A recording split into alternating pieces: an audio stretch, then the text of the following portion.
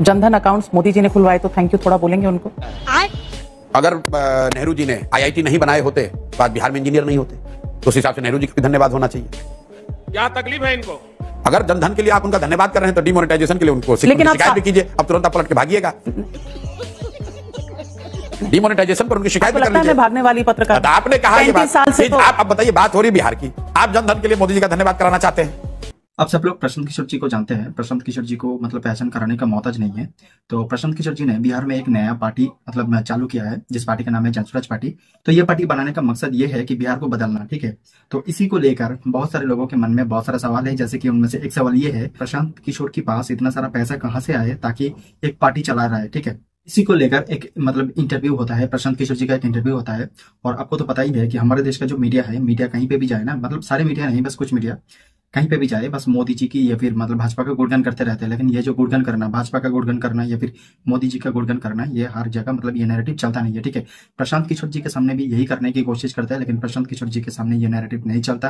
और प्रशांत किशोर जी ने क्या मतलब कैसे हर एक सवाल का जवाब देता है, और प्रशांत किशोर जी के सामने ये जो नैरेटिव चलाने की कोशिश करता है उसको कैसे खारिज करते हैं, आप लोग बस वीडियो में देख लीजिए। वीडियो बहुत ही मजा आने वाला है, तो मैं ज्यादा बातें नहीं करूंगा। सबसे पहले आप लोग वीडियो में देख लीजिए। जनधन अकाउंट्स मोदी जी ने खुलवाए तो थैंक यू थोड़ा बोलेंगे उनको, तभी ये पूरा स्ट्रक्चर बन सकता है कि लोग 4% पर मैं आपको एक चीज बताऊं, मतलब अगर नेहरू जी ने आईआईटी नहीं बनाए होते तो आज बिहार में इंजीनियर नहीं होते, तो उस हिसाब से नेहरू जी का भी धन्यवाद होना चाहिए। अगर भाखड़ा नांगल डैम नहीं बना होता तो आज भारत में ग्रीन रेवोल्यूशन की बात नहीं होती। मैंने आपको कहा जिस दौर में जो लोग रहे उन्होंने अच्छा भी किया और खराब भी किया होगा। वो कुछ मोदी जी ने अच्छा किया है तभी तो लोगों ने उनको जिताया है, और मोदी जी ने कोई एहसान थोड़ी ना किया है। कोई भी जो जीत कर गया है वो एहसान थोड़ी ना कर रहा है। आपको जिताकर जनता ने ये काम करने के लिए तो किया है।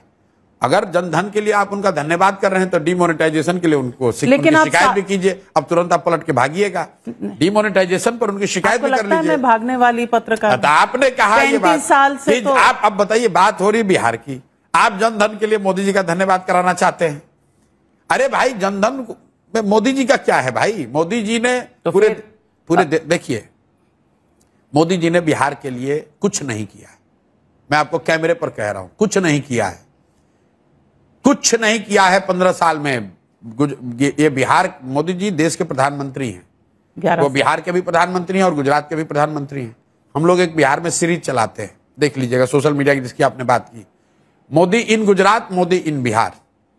मोदी जी जब गुजरात जाते हैं तो भाषण में कहते हैं गिफ्ट सिटी की बात, कच्छ में सौर ऊर्जा के सेंटर की बात, इन्वेस्टमेंट समिट की बात, 75 साल के बाद गुजरात कैसा दिखेगा, कल्चर से एग्रीकल्चर तक गुजरात कैसे विश्व में सबसे आगे होगा। ये बात मोदी जी करते हैं गुजरात में, अच्छी बात है। गुजरात में वो बुलेट ट्रेन की बात करते हैं। वही मोदी जी बिहार में आए। बिहार में क्या कहा? सहरसा से सभी श्रमिक परिवार को सौराष्ट्र महाराष्ट्र जाने के लिए एक नई वंदे भारत ट्रेन दे रहे हैं।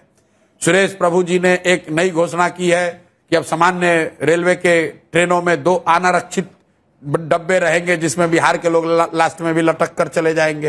ये मोदी जी के शब्द हैं। काराकाट में कहा कुशवाहा मेरा परिवार, कुर्मी मेरा परिवार, मुसहर मेरा परिवार। तो हम लोग ये कह रहे हैं भैया प्रधानमंत्री, सुनिए मेरी बात पूरी सुन लीजिए, हम मोदी जी की शिकायत नहीं कर रहे हैं, खाली बता रहे हैं कि मोदी जी गुजरात में बात कर रहे हैं इन्वेस्टमेंट की, पढ़ाई की, तरक्की की, और बिहार में बात कर रहे हैं जात का, 5 किलो अनाज का, ट्रेन का। तो मैं बिहार के अपने लोगों को कहता हूं कि मेरे भाई, मोदी तो एक ही है। वहां पर जो बात कर रहे हैं और यहां बात कर रहे हैं, फर्क इसलिए है कि गुजरात का आदमी विकास मांग रहा है और बिहार का आदमी 5 किलो अनाज मांग रहा है। वो अपने लिए बुलेट ट्रेन मांग रहा है और तुम अपने लिए पैसेंजर ट्रेन मांग रहे हो। वो अपने लिए गिफ्ट सिटी मांग रहा है, तुम अपने लिए 5 किलो अनाज के पर वोट बेचे। सामाजिक प्रॉब्लम है, सामाजिक प्रॉब्लम नहीं है, तो इसके लिए मोदी भी तो जिम्मेवार है। क्या गुजरात में जाति नहीं है? आप मोदी जी का भाषण सुनाइए जहां वो जाकर कह रहे हो पटेल मेरा परिवार, क्षत्रिय मेरा परिवार, कोड़ी मेरा परिवार, या कभी जाकर उन्होंने कहा गुजरात में? बिहार में आकर कहते हैं।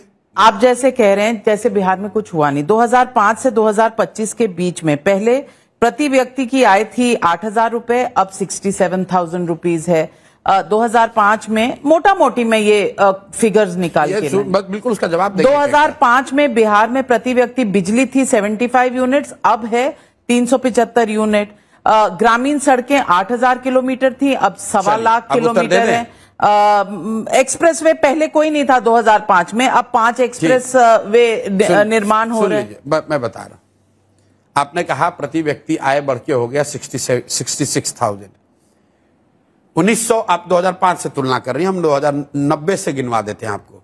90 में जब लालू जी मुख्यमंत्री बने तो बिहार में प्रति व्यक्ति आय के हिसाब से देश का सबसे गरीब और पिछड़ा राज्य था बिहार देश में। 2005 में जो आपने आंकड़े बताए, उस आंकड़े के हिसाब से देश में प्रति व्यक्ति आय के हिसाब से सबसे निचले पायदान पर था बिहार। और आज 66,000 जो आप बता रहे 67,000, अगर उस प्रति व्यक्ति आय को भी लीजिएगा तो भी देश का सबसे गरीब और पिछड़ा राज्य है बिहार। अब आप अपने आंकड़े में जरा ये बता दीजिए कि प्रति व्यक्ति आय के हिसाब से बिहार से नीचे कौन राज्य है, बता दीजिए भाई। बिहार 1990 में भी सबसे गरीब और पिछड़ा था, 2005 में भी सबसे गरीब और पिछड़ा था, और आज भी देश का सबसे गरीब और पिछड़ा राज्य बिहार है प्रति व्यक्ति आय के हिसाब से। दूसरी बात पर आ जाइए, आपने कहा इलेक्ट्रिसिटी कंजम्पशन बढ़ गया। बिहार की आबादी है 13 करोड़, आप दिल्ली में रहती हैं, दिल्ली की आबादी करीब है 1.5 करोड़। 1.5 करोड़ दिल्ली के लोग बिहार से करीब 1.5 गुना बिजली कंज्यूम करते हैं। 1.5 करोड़, और दिल्ली में इंडस्ट्री नहीं है, ध्यान रखिए। सीट ऑफ गवर्नमेंट, एक मिनट रुक जाइए, सीट ऑफ गवर्नमेंट है। हाँ, सीट ऑफ गवर्नमेंट। मैं दूसरी बात सारे केंद्रीय ना सुन तो लीजिए मेरी बात। कोई ये कहेगा इंडस्ट्री में खपत होती है, ये खपत प्राइवेट कंजम्पशन है, ये बिजनेस फैक्ट्रियों का कंजम्पशन नहीं है, क्योंकि एनसीआर रीजन में फैक्ट्री नहीं लग सकती है। तो दिल्ली का जो कंजम्पशन है पर कैपिटा, दिल्ली में प्रति व्यक्ति आए 2 लाख 2.5 लाख, बिहार में 60,000। तभी तो दिल्ली में लोग बैठ के बिहारियों को गाली दे रहे हैं। दिल्ली में प्रति व्यक्ति इलेक्ट्रिसिटी का कंजम्पशन बिहार से 10 गुना ज्यादा। 13 करोड़ लोग मिलकर उतना बिजली नहीं कंज्यूम कर रहे हैं जितना कि दिल्ली के 1.5 करोड़ जनता कर रही है। आपने कहा ग्रामीण सड़कों की बात, एक्सप्रेसवे की बात। मेरे भाई, अगर आप अहमदाबाद को, गुजरात को बंगाल से जोड़िएगा तो वो सड़क बिहार होकर जाएगी कि नहीं जाएगी? आप कोई बिहार पे एहसान कर रहे हैं? मतलब बिहार में वो मतलब हवाई यात्रा नहीं ना कराइएगा। ये बिहार के लिए कोई एक्सप्रेसवे नहीं बना है। एक्सप्रेसवे ईस्ट वेस्ट कॉरिडोर बना, तो वो ईस्ट वेस्ट कॉरिडोर जो बिहार के जिन हिस्सों से पास हुआ वहां नेशनल हाईवे सुधरा। जब गोल्डन क्वाड्रेंटल बना, बिहार में NH2 था, जो जीटी रोड जिसको कहते हैं, वो उसका चौड़ीकरण हुआ, उसको बिहार को लाभ मिला। अभी पूर्वांचल एक्सप्रेस को यहां से लोग कनेक्ट कर रहे हैं, उसका लाभ मिल रहा है। ऐसा नहीं है कि ये बिहार स्पेसिफिक घटना क्या है? बाढ़। क्या बाढ़? सुनिए, क्या बाढ़ की समस्या बिहार की सुधरी? 1990 में भी 50% बिहार बाहर से प्रभावित था, 2005 में भी था और आज भी है। 1/3 बिहार के जमीन में आज भी सिंगल क्रॉप लैंड है, क्योंकि यहां पानी एक बार लग जाता है, वो पानी निकलता नहीं है। उसमें 1 इंच की कमी नहीं आई है, 1 धूर जमीन कम नहीं हुआ। यहां पर बिहार एकमात्र ऐसा राज्य है जहां पिछले 11 साल में एश्योर्ड इरिगेशन की जमीन 11% पिछले 10 साल में 11% से कम हो गई है। ध्यान रखिए, सिंचाई की सुविधा बिहार में कम हो गई। पहले अगर 100 बीघे में नहर से या ट्यूबवेल से सिंचाई की सुविधा थी, वो अब 88 घट के 88 रह गया है। और आप कह रहे हैं कि विकास हो रहा है। भैया, ये तो ऐसे हो गया कि नीतीश कुमार कहते हैं कि जब हम मुख्यमंत्री बने तो बिहार का बजट 40,000 करोड़ था, अब 3 लाख करोड़ है। अरे भाई, तब जब आप मुख्यमंत्री बने थे तो बिहार देश का बजट था 8 लाख करोड़, अब हो गया 45 लाख करोड़। वो तो नॉर्मल इन्फ्लेशन। जो कुछ बिहार में हुआ वो बिहार पे एहसान नहीं है, जो कुछ आप करेंगे वो नई सुबह होगी। ये बात मैं कह रहा हूं। एक बार भी इस बात का जवाब नहीं दिया कि आपने तमाम लोगों पर भ्रष्टाचार के आरोप लगाए, लेकिन जब लोग पूछते हैं कि आपके संसाधन कहां आ रहे हैं, तो आप कहते हैं सरस्वती, मां सरस्वती के साथ मां लक्ष्मी का आशीर्वाद आता है, तो बाकियों का नहीं है। बिल्कुल ठीक बात है। आप मान लीजिए पत्रकार है, आप दिल्ली में 5 करोड़ का घर खरीदिएगा, कहां से खरीदिएगा? आप सरस्वती की कृपा है, आप पत्रकारिता करती हैं, आपको सैलरी मिलती है, उस पर आप टैक्स भरते हैं और उससे घर खरीदते हैं। तो प्रशांत किशोर भी जो काम करते हैं, पर मैं पॉलिटिकल आउटफिट नहीं चला सकती। सुन तो लीजिए मेरी बात, संभव है। दिल्ली में बहुत इतने लोग हैं जो चाहे तो पॉलिटिकल आउटफिट चला सकते हैं। आप अपनी सैलरी से नहीं चला सकते, मैं ये कहना। मैं बता रहा हूं, मैं सैलरी थोड़ी कमाता हूं। मैं जब कह रहा हूं मुझे पैसा, सरस्वती की जब हम लोग बात कर रहे हैं तो हम लोग क्या कर रहे हैं?